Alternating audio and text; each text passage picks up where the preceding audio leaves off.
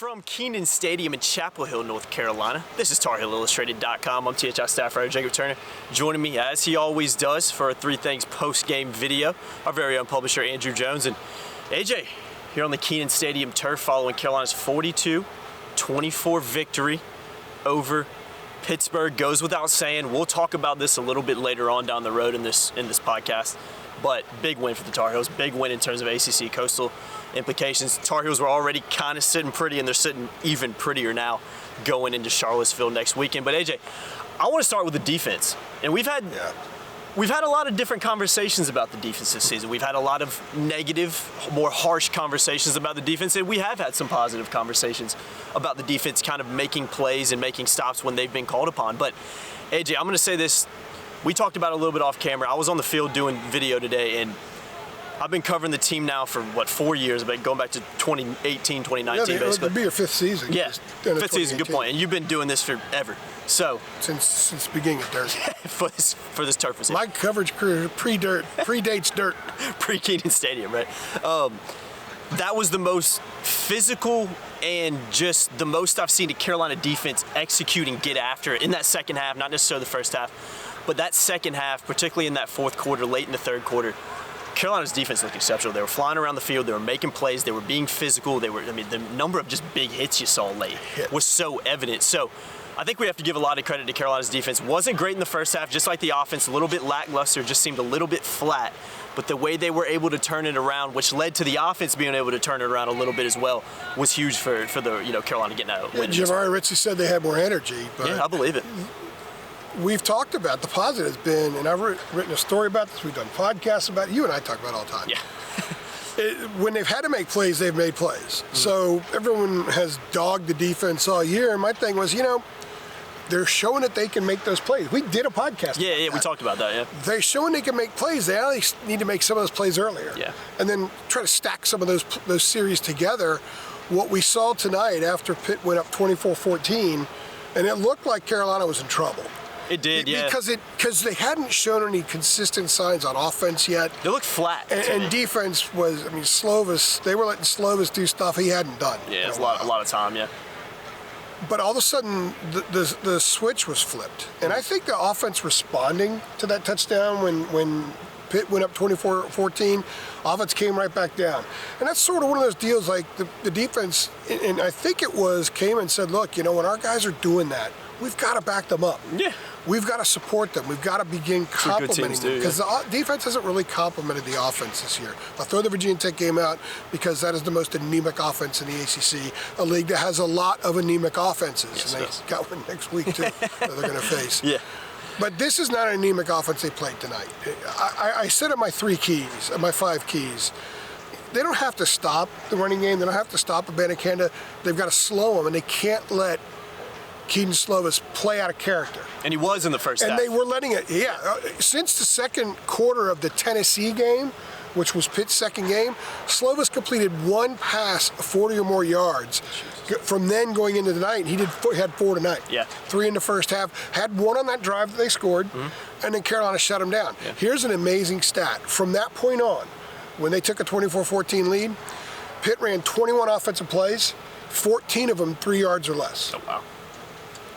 That's dominant defense. The longest play was 21. Then they had one that was 13. Then they had 2 7-yard plays. So the defense took over. Mm-hmm. The offense took over, and the defense took over. And in the last 25 game minutes of this game, we saw an awesome football team. Yeah, we did. We saw a really good football team that if that group moves forward, then suddenly there's some interesting things that can occur here over the next month and a half or so. So that, to me, is the thing that I take away about the defense. And on top of that is the physicality, Jacob, like you were talking about. I asked Mac after the game. I said, did you sense that the physicality of the defense was evolving? Because they had some hits early. Yeah. They had the big plays, and that was screwing everything up.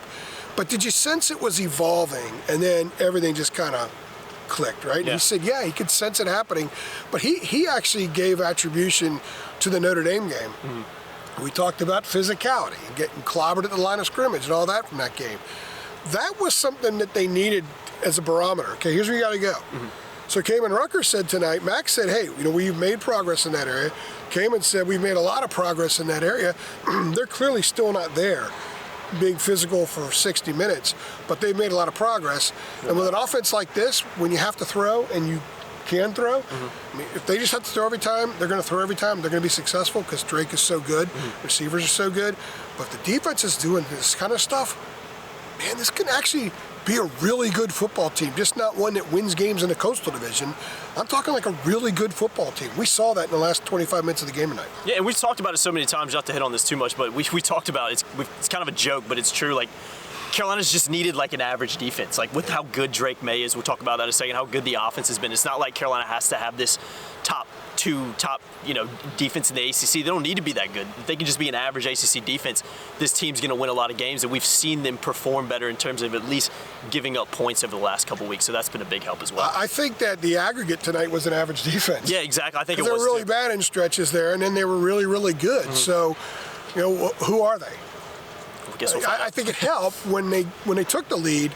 Then one of the things they forced Clovis and Pitt to have to do is beat them with his arm. Yeah. So he was much better when they chose to pass as opposed to when he had to pass. And I thought Carolina did a good job putting them in that situation. And then when they knew he had to pass, they did a nice job. And by the way, they did this losing guys. Noah Taylor went down early in the game. Came on Rucker. Lower body injury. Rucker got hurt. Des Evans missed a lot of time. He was out. So they got banged up a lot, and they didn't. They haven't had Vahasek for a while, and now they know that they're not going to have him again. So I thought that there was some resiliency that they showed. No doubt.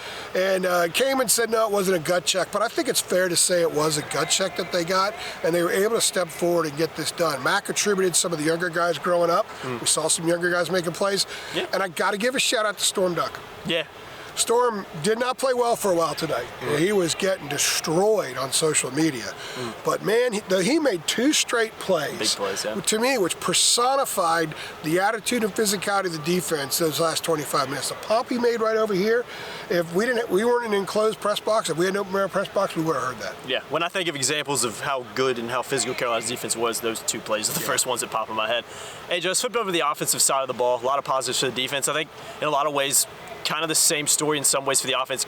I tweeted, I thought Carolina was flat in the first half. I just thought offensive defense, I just didn't really think they had it. They weren't playing with the same energy level and the same physicality and just grit that Pittsburgh showed. Pittsburgh came here wanting to fight, not literally, but wanting to make this a dogfight.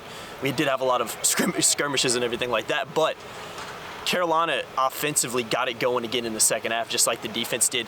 Drake Maye, we're going to talk about him here in a second, but 474 total yards for the offense, 388 passing yards for Drake Maye, 61 rushing yards, led the team in both passing and rushing tonight. And let me throw this in too, AJ, 5 touchdowns. So, Drake Maye, we've talked about him so many times. I want to tie in Antoine Green and Josh Downs as well because they had big nights. Antoine Green, 180, those 10 catches, 180 receiving yards. Josh Downs just a little bit over 100 yards. So, big games out of them, but that was the trio tonight for North Carolina. I thought Elijah Green did some nice things at times as well, coming in now that he's earned his chance.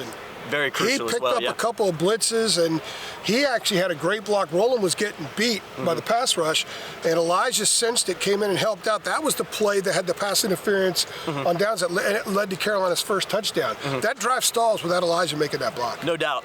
But looking at those 3 guys, that was kind of the combination that worked for Carolina tonight. So explosive. Antoine Green making just long patches down the field.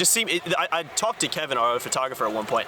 I turned to him and said, I feel like Antoine Green's the only guy who's caught a pass tonight because it seemed like every time the ball was thrown, it was getting thrown to him. But then Josh Downs doing what he does, making some really big touchdown catches as well. And then Drake Maye. I mean, we can talk about him all we want, but offensively tonight, I thought it was kind of in the same way as the defense, kind of a tale of 2 halves, but Carolina looked really good in that 4th quarter in particular. Max said that they made a decision at halftime because Josh had he wasn't really getting looks, He had a couple of catches for basically nothing. Yeah, he just wasn't really getting good looks. And Max said at halftime, he talked with Phil, and he said, look, if throwing the ball is how we win tonight, then we throw the ball. Just throw. In the end, it doesn't really matter what the stats are. It matters if you win or not. And Max said that, I think they had, 66 yards rushing or 60? I believe it was 80 something. 86, okay. He said that earlier in his career, back in his first time at Carolina, certainly his Texas days, he would have been really upset that that's all they ran for. Yeah. But you got to find ways to win. College football is so crazy. There's another crazy day in college football today with just bizarre scores happening and stuff like that. If something's working, or you just have a horse that you can ride it. Ride the damn horse. Yeah. And they said, Ride the horse. Drake, you're our horse. Drake's going to win the Kentucky Derby and Preakness and all that stuff, right? You're our horse. We're going to ride you. And you've got two other guys, and Antoine Green and Josh Downs, take us to the winner's circle. And it happened. And really, the offense started getting clicking because they made a point in getting Josh the ball. Yeah. And once they started getting Josh the ball, you cannot cover those two guys. And they didn't do a lot to the tight ends, but they did hit a big pass. He hit a big pass to Kamari down here for a first down. And Nesbitt got banged up too, by the way, tonight. Yeah. So Caleb Hood got as well. banged Yeah, he up. came back out in a sling during the fourth quarter, so not sure what his status who knows is. What his status is, but he gets banged up a lot. So they're rotating whoever they're looking for somebody to be that number 2 back, and maybe it's Elijah Green now. But I asked Mac after the game, and you're going to go back and listen to this. He was talking about great players making plays. And the question that somebody else asked him, and then there was another question, and I said, speaking of great players, is there a way that you can describe Drake, articulate his game, maybe publicly, that you haven't done publicly yet? Good luck, right? And he kind of had some fun with it, because how can you describe a guy that I think it's safe to say, what are they, 8 games in? Yes. He's a great college quarterback. Yeah. Brett Friedlander from Saturday Shout out Road. to Brett. Shout out to Brett. Go follow Brett's stuff, Saturday Road. He has a Heisman vote. And he told me tonight that Drake is his 3rd guy right now. And probably just barely behind Stroud. Obviously, Hooker's first. Brett's a level-headed guy. I have as much respect for him as anybody in the business. So it's not just people who cover Drake saying this. It's not just Carolina fans who watch and listen to our videos and podcasts. He is a great college quarterback. He's fantastic, man. Just look at the stats. He's just look at the legitimately stats. great. Yeah. He had 95% of their yards tonight. He accounted for. It's crazy, man. 95%. Well, what do you want the kid to do? And they beat a good team. They beat a physical team. They beat them at their own game in the end, and they beat them at their game. And that's what's interesting, because how often has North Carolina football over the years beaten a team at their game, and in the same game beaten them at their own game as well? Yeah. And their game is Drake Maye being a big-time dude. And he's got 2 NFL receivers, and he's going to ride those dudes as much as he can.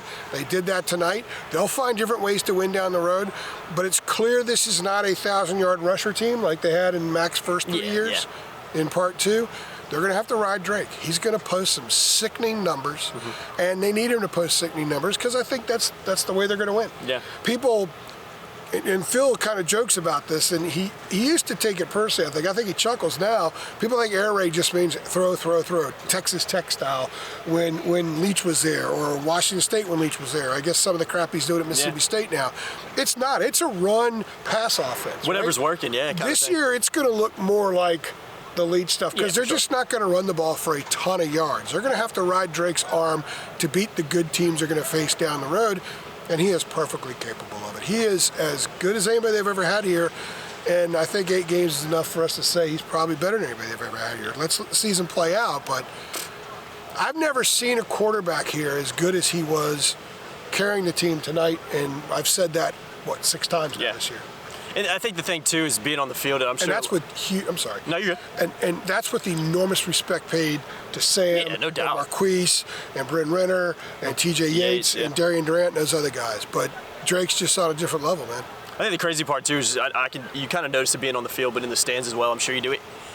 I just really never feel like he gets out of second gear either. And I think he is playing as hard as he can, obviously. Of course he is. But he has this kind of swagger and ease to him that he just never really looks phased. A lot of people try to jaw at him. You can see it during the game, and he doesn't talk. He just keeps it moving and makes plays. He really just lets his game do the talking. So that's a kind of an intangible. He's a great processor.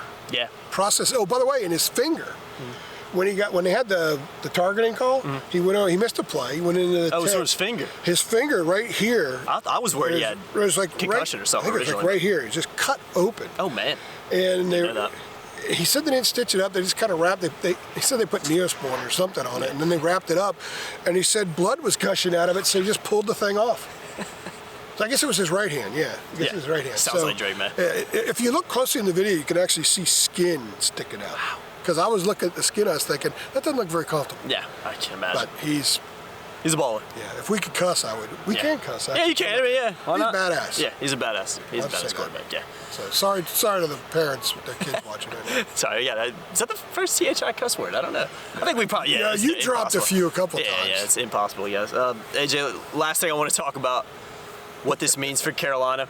Big win. We talked about Coastal Division implications, basically giving Carolina, I believe it's a 2-game lead now in the ACC. 2 over Miami and Duke. Yeah. In the loss column. Yeah, so Carolina's sitting pretty. This win really means a lot in terms of that. Like you said, Carolina was sitting pretty already, but this just gives them that extra boost in terms of going into the rest of the season. But AJ, Virginia coming up, Charlottesville, noon kickoff next weekend against the Hoos.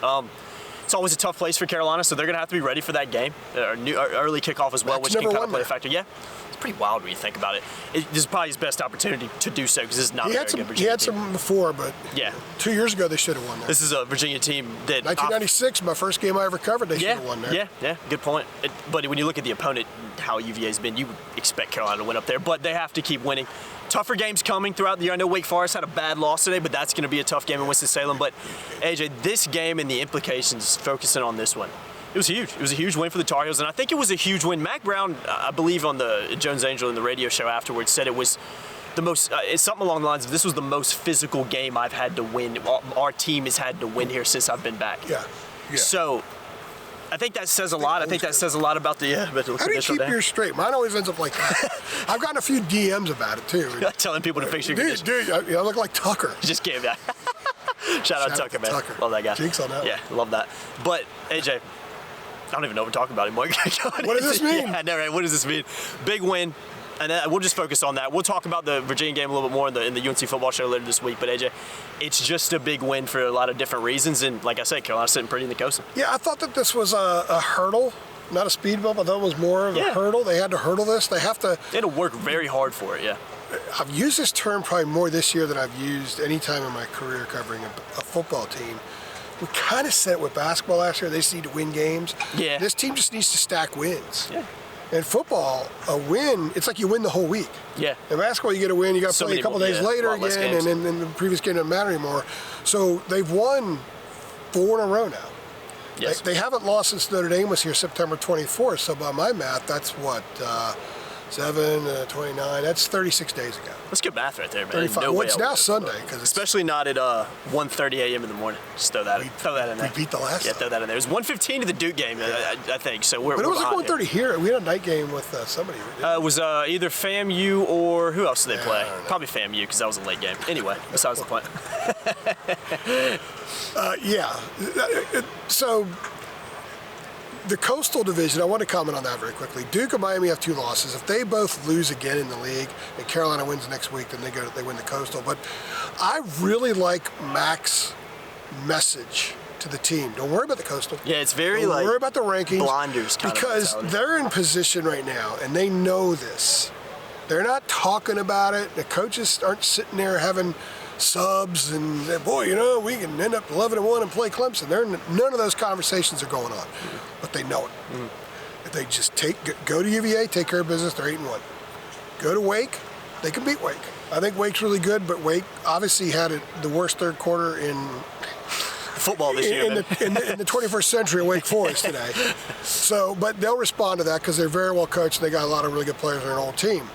Then you got Georgia Tech coming in, you got State coming in, and State might have found a new quarterback. Yeah, but we'll see what they look like. Bottom line is Carolina, I think right now, should win these games. Yeah, I think so too. So they have a ton to play for. So what does this mean? It means that they have stacked another game, and each time you stack one, stack gets higher. And as the stack gets higher, the importance of the games grow. And also, how you can define the season changes with each one of those wins that they stack. They're getting close to entering in part to the conversation, discussions about best team since, most successful team since, doing things that haven't been done here very often. This program has won more than 8 games once since Mac left the first time, and that was the 2015 season. That kind of gained steam a lot like this one has gained steam. They had a great offense. They had a so-so defense. They bent but didn't break. It was Gene's defense. Yeah. And they bent a lot, but they started getting more stops as the season went on. They won 11 straight games. and they were bad at the end. But they almost beat Clemson and got to the CFP. It's very close. Onside kick away, someone would say. From this club could be on a collision course with Clemson again, and I would think they would have a fair chance if DJU is a bad game. But that's so far into the future. Yeah, but the reason it comes up now is because they've stacked these wins. So just keep stacking them. Yeah. Really good teams find ways to win and stack wins. And when you look around the nation and you look at some of the perplexing performances and results, whoever thought Oklahoma State would lose 48-0 today? Kansas State. It's crazy. It was a crazy score. So just win. 35-0. Score more points, keep stacking. Yeah. Let's see after State leaves this field the day after Thanksgiving, because I will be here. I'm not going to Portland. Prioritize football this time. Rightly so, yeah. Is the stack up here? If the stack's here and they're 11-1 going to Charlotte to play Clemson, then a lot of the people who drink heavily and go crazy on Twitter about how horrible Longo and Mac and Gene and all the players are, they might deleting some tweets. They might be deleting some tweets. Might refrain from some of that stuff and send me and ask me, why are they so bad? Why can't Grimes cover? All that kind of stuff. Duck was getting killed tonight. I know. They had a lot of big plays, and like you said, Pittsburgh's not a big play team, especially through the air. So. That's why I wanted to give Storm a little shout out. Kudos to him, man, because he recovered. He did. And you know what? Mentally tough dudes recover. Yeah. And this team has shown a lot of mental toughness. And Mac even said tonight, I know we're going long on this, but we'll close with this. Mac said tonight, you know, a lot of people overuse the word culture, but we really do have good culture. Yeah. It seems like it. And we've talked about that some. And culture is so important. Culture is a weapon. Arms a weapon, legs are a weapon, mind's a weapon, toughness is a weapon, staying healthy is a weapon, culture's a weapon too. And we're seeing this play out as they've stacked up 7 now with just 1 on the other side. And they learned a lot from that game. I think the benefits from that day showed through tonight. And they can continue to learn from a lot of the ugly things. 7-1 with a lot of stuff to learn. They could be a lot better in a month from now than they are now. And that's kind of interesting to say. It is, AJ. 4 ACC games left. Who knows? Might be 5 ACC games. We'll see what happens. Well, the odds of them not winning the Coastal right now? Very unlikely, yeah. Very unlikely. Yeah. Definitely, who could be 6 games. We'll see what happens. I was going to come up with something cute, but I'm like, you know what? We've done like 25 minutes. We got to go. Get out of here. I've been Jacob Turner. He's been Andrew Jones, following Carolina's 42-24 victory over Pittsburgh, improving to 7-1 overall and 4-0 in the ACC, right? Big win for the Tar Heels. Keep it locked at TarHeelIllustrated.com for all your coverage from tonight's game and obviously leading up to the UVA game as well next Saturday. We appreciate you watching. Like, share, subscribe, hit that notification bell as well. We'll see you in the next one. Thanks.